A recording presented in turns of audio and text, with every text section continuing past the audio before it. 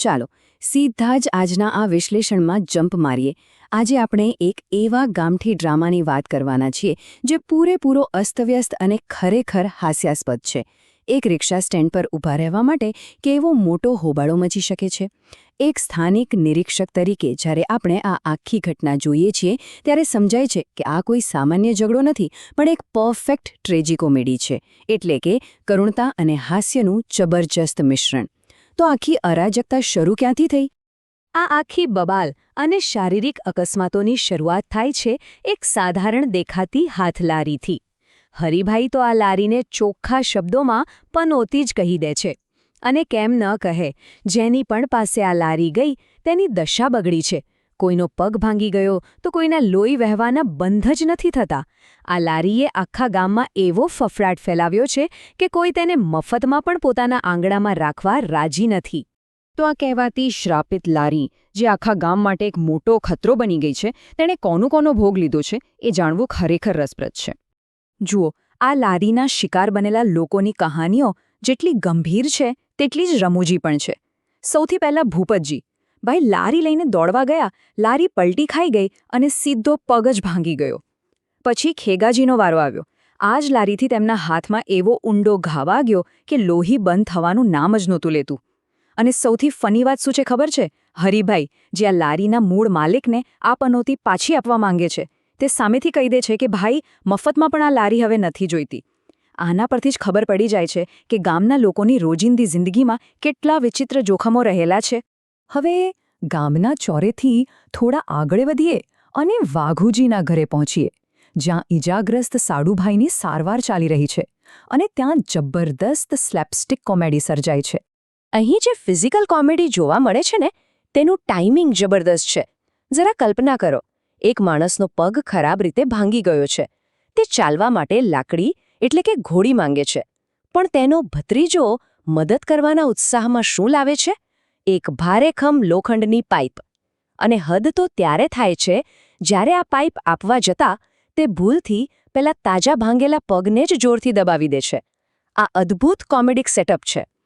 એક તરફ ગંભીર ઈજા અને સામે મળતો આવો વાહિયાત રિસ્પોન્સ. જો કે આ હાસ્યની પાછળ એક બહુ કડવી સામાજિક વાસ્તવિકતા પણ છુપાયેલી છે.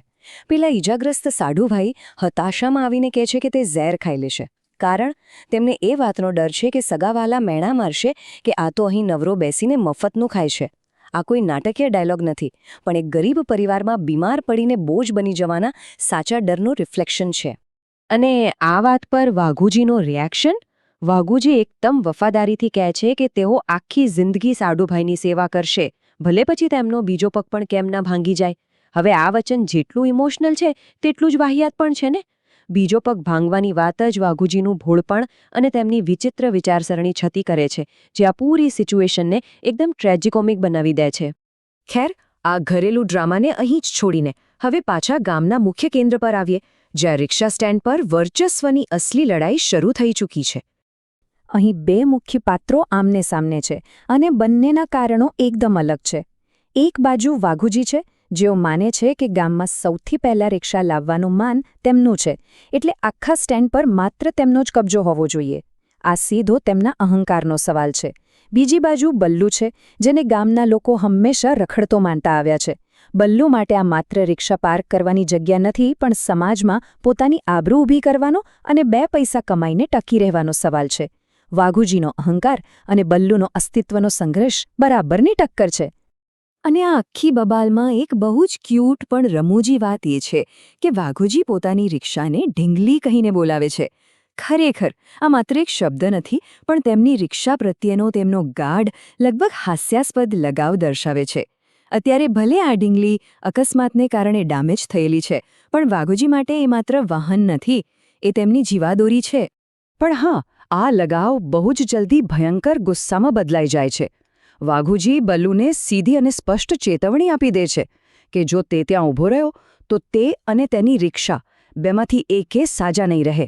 અહીંથી શાબ્દિક બોલાચાલી સીધી ફિઝિકલ ધમકીઓ પર ઉતરી આવે છે અને વાઘુજી પોતાની વહાલી ઢીંગલી લેવા માટે ત્યાંથી ગુસ્સામાં નીકળી જાય છે. વાઘુજીના ગયા પછી બલ્લુને જે નાનકડી તક મળે છે તે આખી વાર્તાને એક નવો જ વળાંક આપે છે. ચાલો જોઈએ આ ઉતાવળી એસ્કેપ કેવી રીતે થાય છે. બરાબર એ જ સમયે ત્યાં ખેગાજી આવી ચડે છે. જુઓ વાર્તા કેવી રીતે ગોળ ફરીને પાછી આવે છે. ખેગાજી એ જ છે જેમને શરૂઆતમાં પેલી શ્રાપિત હાથલારીથી ગંભીર ઈજા થઈ હતી. હવે તેમને તાત્કાલિક ડોક્ટર પાસે જવું છે અને આ જ ખેગાજી બલ્લુ માટે જાણે આશીર્વાદ બનીને આવે છે. આ સીન જાણે કોઈ થ્રિલર મૂવી જેવો બની જાય છે. ખેગાજીને પાટણ જવાની ઉતાવળ છે અને બલ્લુને તેની પહેલી જ સવારી મળી ગઈ છે. સૌથી મોટી વાત એ છે કે વાઘુજી પાછા આવે અને મોટો હોબાળો થાય તે પહેલાં જ આ બંને ત્યાંથી રફુચક્કર થઈ જાય છે. એક જોનાર તરીકે આપણા શ્વાસ અટકી જાય કે શું બલ્લુ ટાઈમસર ભાગી શકશે? અને હા, એ માંડ બચીને નીકળી જાય છે. પણ આ શાંતિ બહુ લાંબો સમય નથી ટકતી. હવે આ વાર્તા તેના સૌથી એક્સપ્લોઝિવ ક્લાઇમેક્સ તરફ પહોંચે છે. પરિસ્થિતિ કેટલી ઝડપથી પલટાય છે એ જુઓ. થોડી જ મિનિટો પહેલાં બલ્લુ ત્યાંથી બચીને પાટણ ભાગી જાય છે. વાઘુજી બલ્લુની રિક્ષાના ભૂક્કા બોલાવવાના ઈરાદે પાછા ફરે છે. પણ અહીં એક મોટો ઝટકો લાગે છે. વાઘુજી જુએ છે કે ત્યાં બલ્લુની નહીં પણ તેમની પોતાની જ વાહલી ઢીંગલી એટલે કે તેમની પોતાની રિક્ષા બરાબરની તૂટેલી હાલતમાં પડી છે. કોઈએ તેમની રિક્ષાના કટકે કટકા કરી નાખ્યા છે. જે ઝઘડો માત્ર ઊભા રહેવાની જગ્યા માટે હતો તે હવે મોટા પ્રોપર્ટી ડેમેજમાં ફેરવાઈ ગયો છે. અને વાઘુજીનું રિએક્શન શું હોય છે? કોઈ જ પુરાવા વગર, કંઈ પણ વિચાર્યા વગર તેઓ સીધા જ પેલી હાથલારીવાળા પર આરોપ નાખી દે છે અને ખતરનાક બદલો લેવાની કસમ ખાય છે. આ વાત બતાવે છે કે કેવી રીતે કોઈ પણ પુરાવા વિના સીધો નિષ્કર્ષ કાઢી લેવાની આ વૃત્તિ ક્યારે પૂરા ન થતા ઝઘડાઓને જન્મ આપે છે. તો આજના આ વિશ્લેષણના અંતે એક મોટો સવાલ મનમાં રહી જાય છે. આખરે વાઘોજીની આ ઢીંગલી તોડી કોણે? શું એ ખરેખર હાથલારીવાળાનું કામ હતું કે પછી કોઈ ત્રીજી જ વ્યક્તિનો? અને સૌથી મોટો પ્રશ્ન, આ કરુણ અને હાસ્યથી ભરેલું બદલાનું ચક્ર આખરે ક્યાં જઈને અટકશે? આખી વાર્તા એ જ દર્શાવે છે કે નાના અહંકાર અને ગેરસમજો કેવી રીતે મોટી હોનારત સર્જી શકે છે. બસ આજના આ વિશ્લેષણમાં આટલું જ.